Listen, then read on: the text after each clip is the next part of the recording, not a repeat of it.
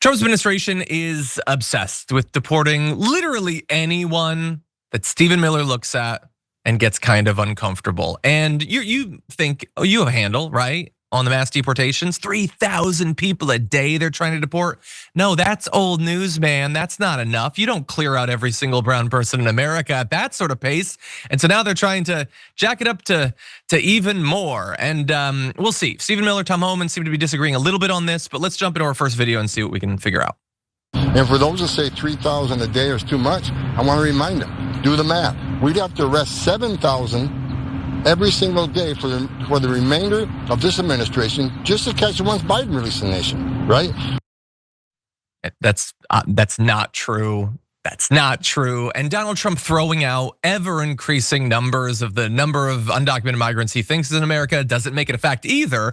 But that's not the important thing. Objective reality has no bearing on anything. We know that. So what we do know though, is that they're now talking about far more than 3,000, that they might potentially jack it up to those numbers. And you might think as a reasonable person, well, that's impossible. Even if they want it, they can't do it. I mean, they're not even reaching the 3,000 numbers. But bear in mind, they have been given basically unlimited funding. In the recently passed bill, we're talking something like $40 or $50 billion specifically for increased detainment by ICE. Tons of money going to the Border Patrol, going to construction of the concentration camps. They are our deportation machinery, the industrialization of deportation is now going to be better funded than the vast majority of world militaries. So just bear that in mind in scale, but also in terms of what that means for America as our country continues to change. But as I said, at least for now, they're not meeting that 3,000 number. Internal ICE data that the Washington Post did an analysis of said that at least between May 20th and June 11th, so these numbers are about a month old, but that's the latest data we have, they were averaging just under 1,000 arrests. And we know that coming out of that, Stephen Miller's been saying we'd go anywhere, like pick up literally anyone. And Trump is sort of chafing against that because, he likes the people that employ undocumented migrants. And so they're gonna have to work that out. But in the meantime, if Stephen Miller is still at the reins, then how do you track down this many people? 1,000, 3,000, 7,000? Well, you don't do it by keeping like due process front of mind. And we're gonna go back to Tom Homan so he can explain the incredibly low, and I would say illegal and unconstitutional bar that ICE is currently using to detain people. People need to understand, ICE officers and Border Patrol, they don't need probable cause to walk up to somebody, briefly detain them and question them. They just need this totality of the circumstances, right? They just got through the observation, get articulable facts based on their location, their occupation, their physical appearance, their actions. Like a uniformed Border Patrol agent walks up to them at for instance, a Home Depot. And they got all these articulable facts, plus the person walks away or runs away. Agents are trained. Okay, so that should be, but almost certainly will not be, the most damning thing a member of the administration has said in, well, it is the Trump administration, so I'll say days. He just said they don't need probable cause to detain people. All they need is an articulable fact, which is a strange way to phrase it from a guy who can't articulate basically anything. So boom, got his slurring. But anyway, he said location, occupation, behavior, appearance. We can go up and not just like ask you a question, we can temporarily detain you. And bear in mind, they've detained US citizens for weeks at a time. People who had their passport on them were still detained because I said, we don't believe it, we think it's fake. So temporary could be, that could be really stretching the definition, but appearance. So what they are saying is, if we want to do this based purely on the old Peter Griffin, terrorist melanin count scale, we can do that. If you're outside of Home Depot, that is all the probable cause that ICE, again, one of the best funded law enforcement agencies in the world, probably the most at this point, can use. If you run away, then we can detain you. And again, just understand this intersects with the fact that ICE is now, they're covering their face. They don't have to show any identification. And so it is very easy for criminals to just show up looking like ICE. And the hell on you if you choose to run away rather than comply. That's all the probable cause they need. And so we're gonna get other numbers and stuff, Brett, but that sort of thing, again, like I said, that should be all that anyone talks about today. The idea that probable cause is not needed, which is obviously not constitutional. But what do you think? I mean, like, the nicest way to characterize this guy's argument is it's two for flinching.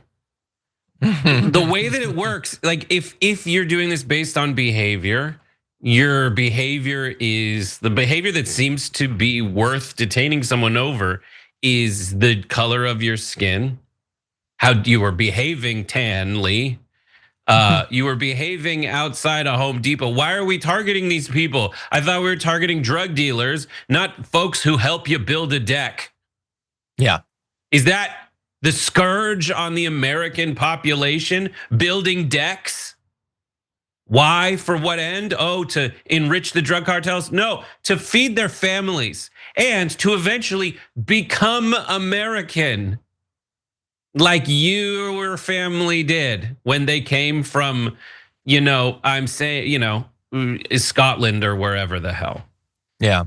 We definitely have, but the two for flinching that I say is because like it's like someone that comes up to you and goes like this, and if you kind of flinch, they hit you twice, saying it was your fault for flinching when it looked like they were going to hit you. And the parallel here is these guys are, as John says, like getting people that are American citizens and locking them up. That news is out there. So it would be justifiable for someone who fit a literal like pigmentation scale and proximity to the entrance of a Home Depot. But let's face it, just being in any given neighborhood, even if they are citizens, to flinch, so to speak.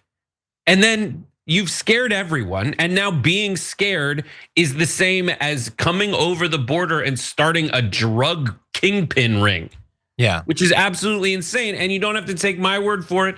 Take the word for the people I see in all parts of the media who voted for Donald Trump and are saying this is a bridge too far. Yeah. Yeah, I would say worst case scenario, ICE should get to do one of two things.